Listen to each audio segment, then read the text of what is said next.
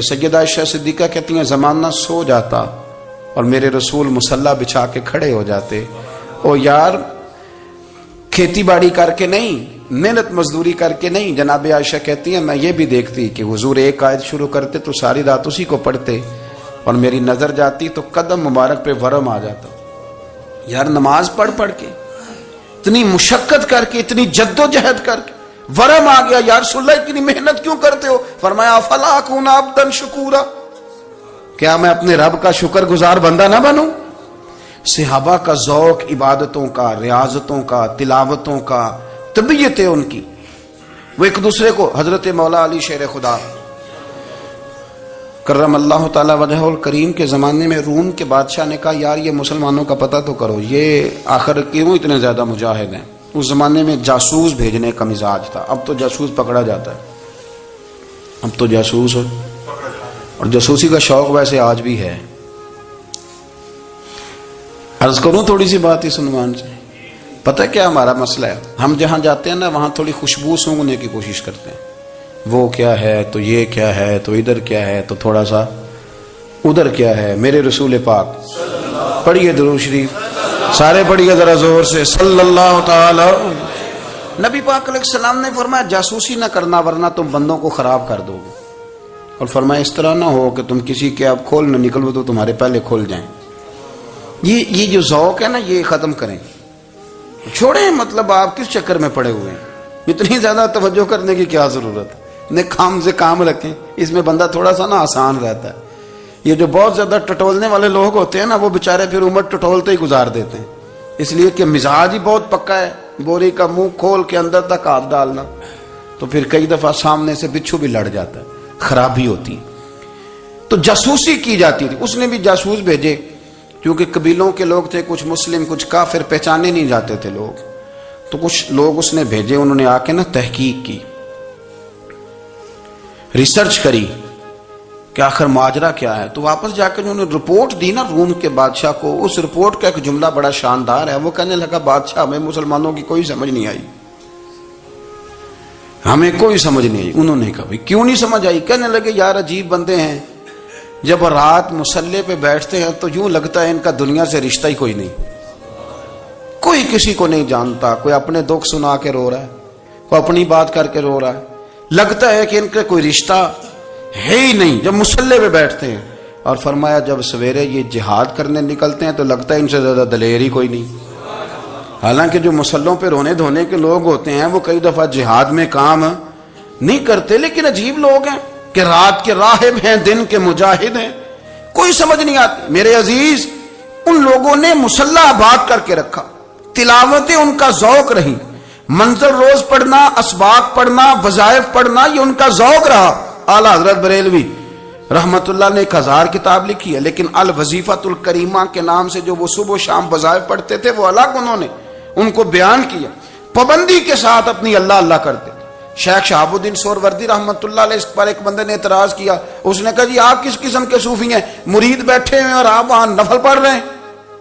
یہ بھی بڑا مسئلہ ہوتا ہے نا. جو بندہ ملنے آتا ہے وہ اپنے ٹائم کے حساب سے آتا ہے، اور اس کا یہ بھی خیال ہوتا ہے کہ پیر صاحب جو ہیں وہ چونکہ درویش ہیں تو نہ انہیں روٹی کھانی چاہیے نہ سونا چاہیے، چونکہ وہ درویش ہیں، اور ہم چونکہ درویشوں کے ماننے والے ہیں لہذا ہمارا یہ طریقہ ہونا چاہیے کہ جیسے ہم کہیں درویش ویسے ہی کر جائے.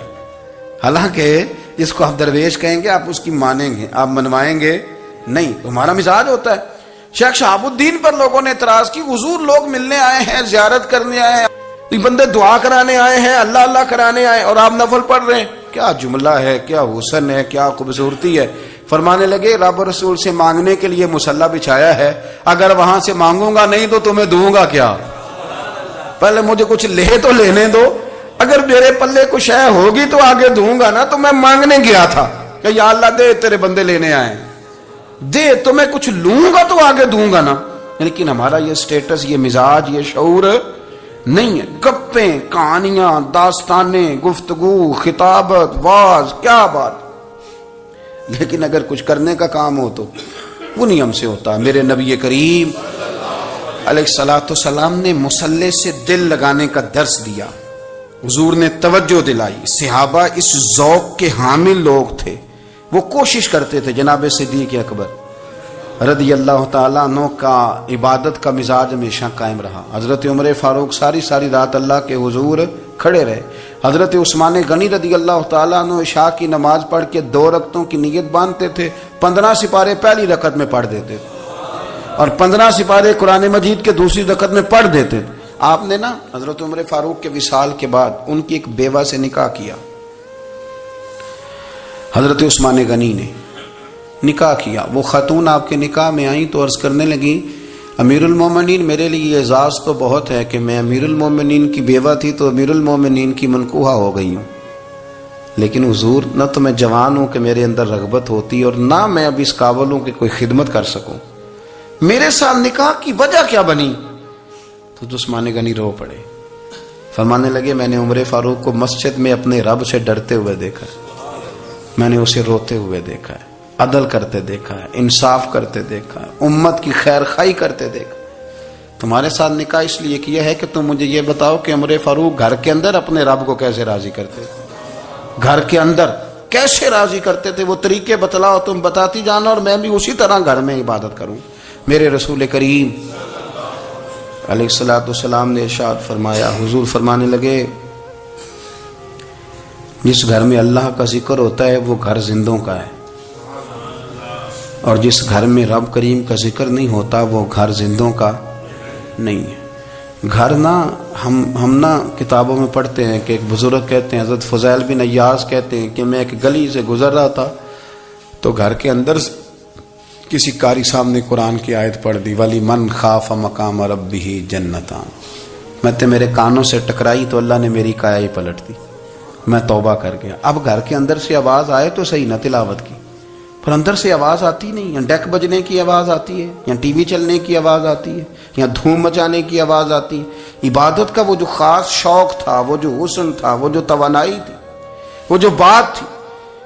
ایک جگہ پہ ہم بیٹھے تھے تو وہاں ایک صاحب آئے اور انہوں نے آتے ہی کہا کہ مہربانی کریں ذرا مجھے مصلی دے دیں, میرے نہ کچھ نفل رہ گئے. تو میں نے وضو کر لیا تو کوئی مصلی مل جائے.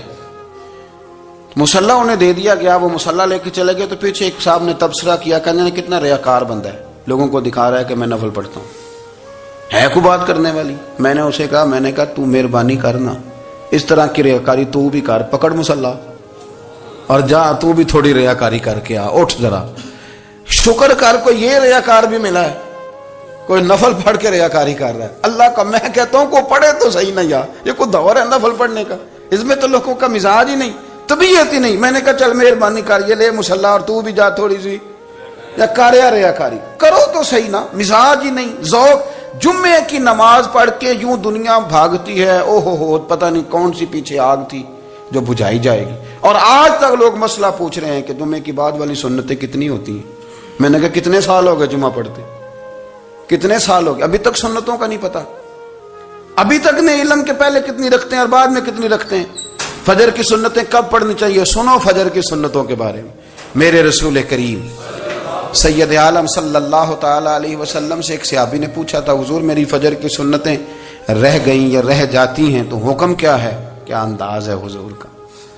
بخاری مسلم کے لفظ سنو, حضور سید عالم صلی اللہ علیہ وسلم فرمانے لگے, اس نے کیا پوچھا تھا, حضور جواب کیا دیتے ہیں, فرمایا فجر کی سنتیں کبھی نہ چھوڑنا, فجر کی پہلی 2 سنتیں کبھی نہ چھوڑنا. یا رسول اللہ صلی اللہ تعالی علیہ وسلم میری رہ گئی ہیں رہ جاتی ہیں, فرمایا فجر کی 2 سنتیں نہ چھوڑنا, فرمایا فجر کی پہلی 2 سنتیں مجھے دنیا اور دنیا کے اندر جو کچھ ہے وہ سب سے زیادہ پیاری ہے.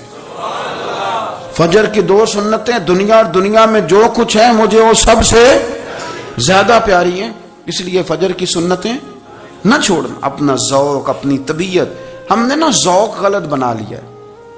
اگر 20 بندے کہہ بھی دیں گے تو نے بڑی شاندار تلاوت کیا تو کیا اس سے بنے گا, 100 بندہ کہہ بھی دے تیری کیا بات ہے, کیا بات ہے نعت خاں کی, کیا بات ہے علامہ صاحب کی, پیر صاحب کی, پیر مہر علی شاہ صاحب رحمت اللہ علیہ. آپ تشریف فرما تھے تو آپ کے ایک ہی بیٹے بابو جی جن کو کہا جاتا ہے, جس دن صاحبزادے پیدا ہوئے تو خادم نہ وہاں سے نکلا. ان لوگوں کے شوق اور طرح کے تھے نا, تو ان کی توجہ بھی اپنے شوق کی طرف رہتی. تو خادم نکلا اندر سے, پیر صاحب مبارک ہو, پیر صاحب مبارک ہو, پیر صاحب مبارک ہو, پیر صاحب مبارک ہو, شور کر رہا ہے. تو پیر صاحب کو وجد ہو گیا، اللہ اکبر اللہ اکبر اللہ، وہ کیا ہوا، کس بات کی مبارک دے رہے ہو؟ عرض کی حضور اللہ نے بیٹا دیے۔ تو آپ فرمانے لگے اچھا حضور آپ کیا ہوا، آپ تو پریشان ہو گئے۔ فرمانے لگے جب تو نے 3 دفعہ کہا نا مہر علی کو مبارک ہو، تو میں سمجھا تھا شاید تجھے کسی نے بتا دیا ہے کہ مہر علی سے اللہ راضی ہو گیا۔ میں سمجھا تھا کہ شاید تو یہ خبر لے کے آیا ہے کہ کسی نے بتایا ہے کہ مجھے آج خبر ملی ہے کہ مہر علی سے رب اچھا پتر ہوا ہے، الحمدللہ اللہ کا شکر ہے، پر میرے لیے مبارک کا دن وہ ہوگا جب میرا رب کہے گا کہ میں مہر علی سے راضی ہوں، میرے محبوب کہیں گے کہ میں مہر علی سے۔ آپ بات کو سمجھیں، شوق ہی کسی اور طرف تھا، دل ہی کہیں اور لگا ہوا تھا، طبیعت ہی کہیں اور مائل تھی۔ کوئی وظیفہ پوچھتے تھے تو پڑھتے تھے وہ لوگ، کچھ اللہ اللہ انہیں بتائی جاتی تھی تو کرنے کا ذوق رکھتے تھے، طبیعت تھی، قائل تھے۔ حضرت ربیع کہتے ہیں میں بڑی دور سے سفر کر کے گیا حضرت اویس کرنی سے ملنے، بڑی دور سے، اور جب میں پہنچا تو فجر کا وقت تھا، تو حضرت اویس کرنی کو میں نے پا لیا، تو وہ نماز پڑھ کے نا قرآن شریف لے کے بیٹھ گئے۔ فرماتے ہیں اشراق چاشت کا وقت ہوا تو نفلوں کی نیت باندھ لی۔ محدث ابن الجوزی نے لکھا ہے، فرماتے ہیں پھر جب زوال کا وقت ہوا تو مسجد میں جھاڑو دینے لگ گئے، زور کی نماز پڑھ کے تو عصر کی تیاری تک وہ مسجد میں بیٹھے رہے۔ اور میرے نبی پاک علیہ السلام نے فرمایا جو نماز کے انتظار میں بیٹھا ہو وہ نماز ہی میں ہے، وہ نماز ہی میں ہے۔ فرمایا میری دنیا میری امت کی جو رہبانیت ہے نا وہ اتنی ہے کہ نماز کا انتظار کرے، اذان کے بعد نماز کا یہ راہب ہے، یہ اس وقت چھوڑ کے بیٹھے ہیں سارا کچھ۔ فرماتے ہیں عصر تک انہوں نے اللہ اللہ کی، پھر مغرب تک کی، عشاء کی نماز ہوئی تو نماز پڑھی تو وہ تھک گئے۔ اب مجھے وہ فارغ ہوں مصلی چھوڑے تو میں ملاقات کروں نا، یہ آپ حیران نہ ہو کہ اتنی دیر بندہ کیسے اللہ اللہ کر، ہم نے کی نہیں نا اس لیے ہم پریشان ہیں۔ جو عادی ہوتے ہیں وہ کر بھی لیتے ہیں، وہ یہ کام، میری بات کی سمجھ آ رہی ہے؟ جب جاتے ہو کسی دفتر میں تو 8 گھنٹے کھڑے رہ لیتے ہو نا، مجبوری ہوتی ہے تو کھڑے رہا جا سکتا ہے۔ پاسپورٹ کے دفتر بولیے، امیگریشن کی لائنوں میں، اور میں نے تو امبیسیوں میں بندے 12 گھنٹے پہلے جا کے کھڑے دیکھے، رہ لیتے ہیں کھڑے۔ تو اگر ان کاموں کے لیے رہا جاتا ہے تو اللہ رسول کے لیے بھی کھڑے رہا جا سکتا ہے۔ تو فرمانے لگے کہ جب عشاء کی نماز کے بعد آخر انسان تھے، تھک گئے، نیند کا غلبہ ہوا تو تھوڑی ایسے آنکھ بند ہوئی تو کھلی تو رونے لگے۔ حضرت ویسے کرنی رو کے کہنے لگے مالک مجھے غافل تو نہ کر، ابھی میں نے کیا بھی کچھ نہیں، دن ختم ہو گیا، کوئی نفل نہیں، کوئی اللہ اللہ نہیں، اللہ مجھے غافل نہ کر، میری مدد فرما۔ فرماتے ہیں جب وہ روئے تو میرے ساتھ جو شخص تھا میں نے کہا اٹھو چلیں، کہنے لگا حضور ملنا نہیں، فرمایا جو میں لینے آیا تھا وہ مجھے مل گیا ہے، جو میں ان سے سیکھنے آیا تھا وہ مجھے نصیب ہو گیا، اب اور میں نے کیا لینا، ختم ہو گئی بات، اٹھو چلیں۔ اللہ کے بندوں نے حضرت ربیعہ بن کعب اسلمی رضی اللہ تعالیٰ عنہ فرماتے ہیں، کہتے ہیں جب بنو قریظہ اور بنو نذیر یہودیوں کے ساتھ حضور علیہ السلام نے جنگ کا اعلان فرمایا تو وہ دشمن ہو گئے، ہمیں خطرہ تھا کہ وہ رات کو کہیں محبوب کو تکلیف نہ دیں، تو کچھ لوگ نا تلواریں لے کے نبی پاک کے دروازے پہ پہرے داری کرتے تھے۔ گن مین رکھنا حرام نہیں، اگر کسی کو واقعی خطرہ ہو تو اس کے لیے سنت بھی ہے۔ حضرت علی المرتضیٰ تلوار لے کے حضور کے گھر کا پہرا دیتے تھے۔ حضرت ربیعہ بن کعب اسلمی رضی اللہ تعالیٰ عنہ فرماتے ہیں کہ رات میری ڈیوٹی تھی کہ میں حضور کے گھر کا پہرا دوں گا، تو فرماتے ہیں میں باہر سن رہا تھا، ساری رات ہی میرے نبی پاک نے اللہ کی تسبیح پڑھی، ساری رات، کبھی تسبیح، کبھی تحلیل، کبھی تحمید، کبھی تکبیر، ساری رات۔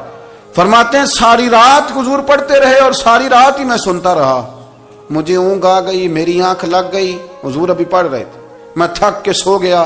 اور فرماتے ہیں جب میری آنکھ دوبارہ سے کھلی تو میرے کانوں میں پھر کوئی چیز گونجی، تو میں نے کان لگایا تو میرے حبیب ابھی بھی اللہ کو یاد کر رہے، ساری رات حضور رب کی عبادت کرتے۔ اسی لیے تو کہا یا ایھا المزمل قم اللیل الا قلیلا، حبیب ساری رات تو نہ جاگا کر، تھوڑا آرام بھی کر لیے گا۔ میرے بھائی اپنا مصلی، اپنی عبادات، اپنے وظائف، اللہ اللہ جو آپ نے کسی سے سیکھی ہے اس کو کبھی کمزور نہ ہونے دیں۔ شجرہ شریف جو کسی بزرگ سے آپ لے لیتے ہیں تو کیا رسم ہے کوئی؟ اس پہ کچھ لکھا ہوتا ہے، وہ پڑھنے کے لیے دیا جاتا ہے، اس پہ لکھا ہوتا ہے کہ یہ اللہ اللہ آپ نے کرنی ہے۔ ساری زندگی کسی اسکول میں داخل ہو گئے اور وہاں جا کے آپ نصاب ہی نہ پڑھیں، کتاب ہی نہ کھولیں تو پاس ہو جائیں گے؟